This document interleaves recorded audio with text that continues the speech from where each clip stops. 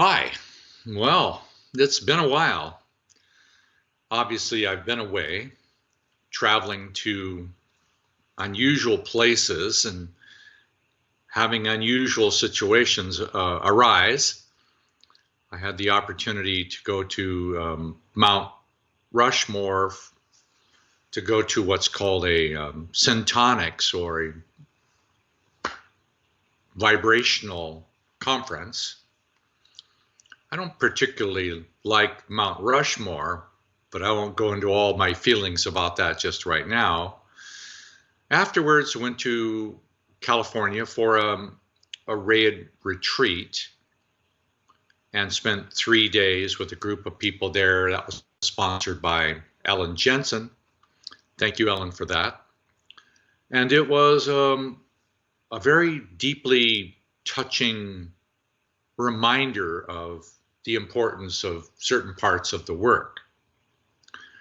But mostly right now, I want to give you an update about how I am. I feel like since February, March, I've had a series of events, personal events, that have altered my perceptions, experience, awareness, reality, feeling, relationship to the all. So I want to go back over some of these and then gradually get to the point of sharing with you some things that I really consider to be very important. The most significant thing that happened around February, March, and some of you I've spoken about this, you've heard this before, is I was preparing to do what's called the ascending yin time of the year.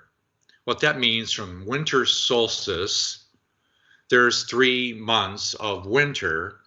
At the winter solstice, the sun starts rising, meaning that the day length gets longer every day, and the sun rises earlier and stays longer. And it's a 3-month process of ascending. As I was engaged in the process of wanting to ride with the natural forces of the season, as I was going up, I had an experience of going down.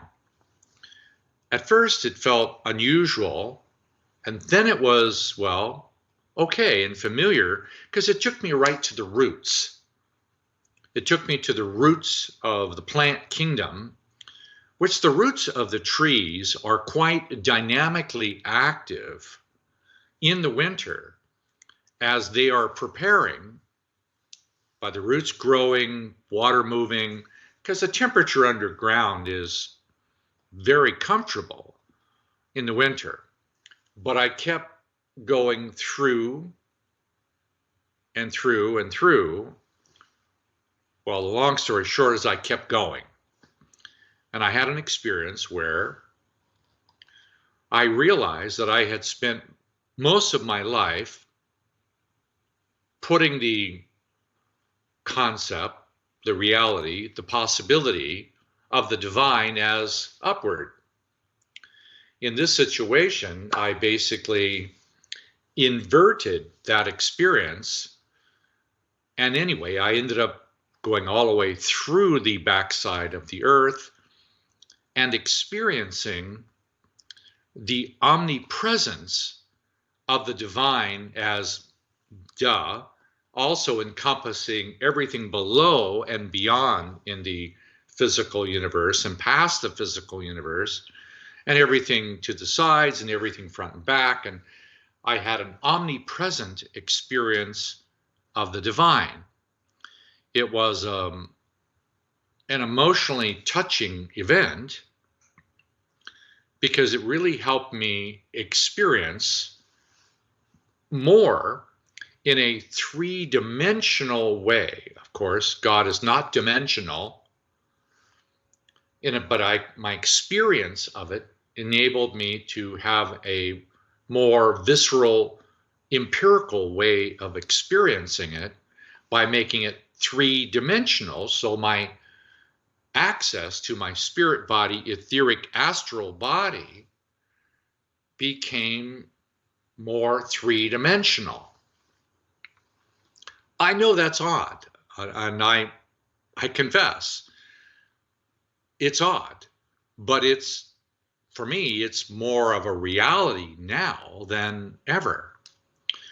And the only way I can describe that is I've had experiences of the divine being omnipresent in silence and in knowing, wisdom, peace, and love, and the manifestation of all of that being focused upon a tiny pinpoint.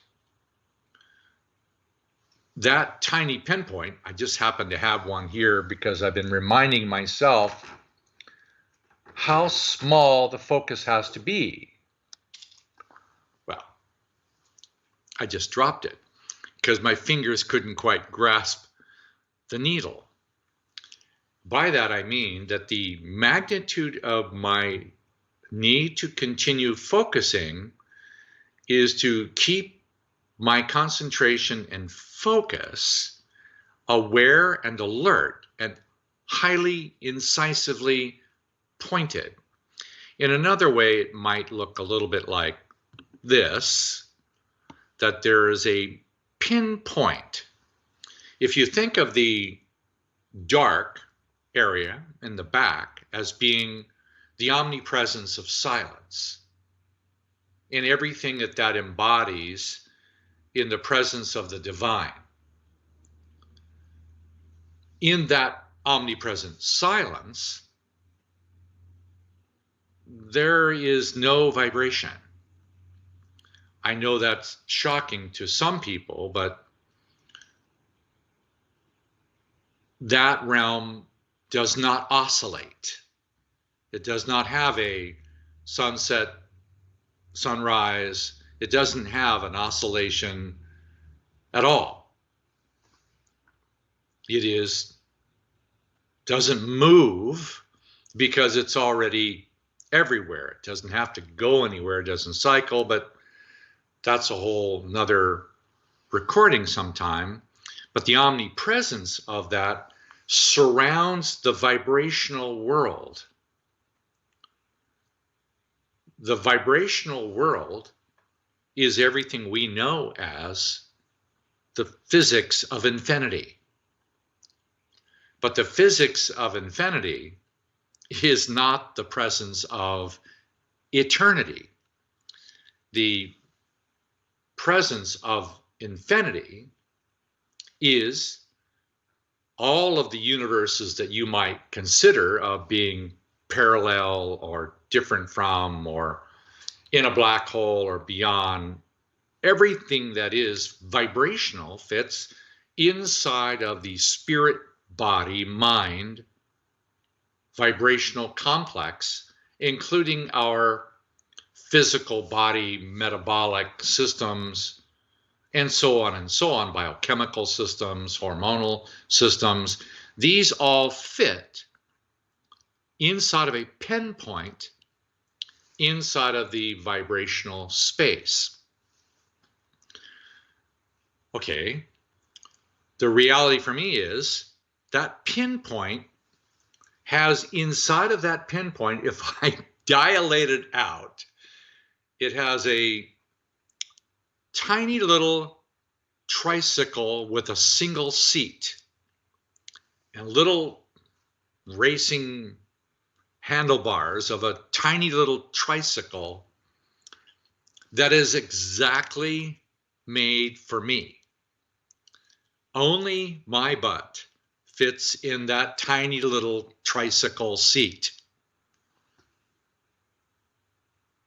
Meaning my existence, my beingness, my soul, my higher self, medium, lower self, everything is dependent on me eventually fully occupying my personal instrument. nobody else's butt can sit in my seat. Everybody has their own individual, actual, unique existence. That's my experience of this. I'm just learning how to dilate open the vibrations of many different magnitudes on the physical dimension that are actually interfaced into the etheric, astral, lower astral, higher astral, whatever you want to call the energy field that links and is encompassed by this skin called my soul. The soul is an instrument of separation and duality designed to give me the opportunity to discreetly occupy my original unique design as it was originally intended for me to occupy. Now the challenge is that when but all of us, moved toward this opportunity, we become in-housed, entangled in some way with our mother and father social emotional dynamics, and their mother and father and their mother and father make up this, if you will, entangled fabric. I'm still moving gradually toward occupying the seat of the tricycle. I call it a tricycle because I feel utterly small compared to the silence. I feel utterly blind, silly, at times, ignorant, stupid. I feel that at times, it's still out of my reach. So the tricycle part is such a degree of, well, immaturity that I'm still striving to experience. So I'm just learning how to open up this dilation and get gradually closer to this childlike sensitivity, not by returning to my childhood, but desiring to become actually me. Well, that's the first part of the update about what's gone on in the February, March, April. I'll come back a little later and we can follow up on that. Just sit in that tricycle seat of your own for a moment and consider the possibility of what would it feel like to fully occupy you, not just the conceptual, spiritual, inevitable, bigger you, but to embody that all into the embodiment of your personal existence in the physical body, or to become one with God in the physical body with awareness. Okay, it's an aspirational goal, perhaps, but for me, it's worth the time considering how to do that. Talk to you soon.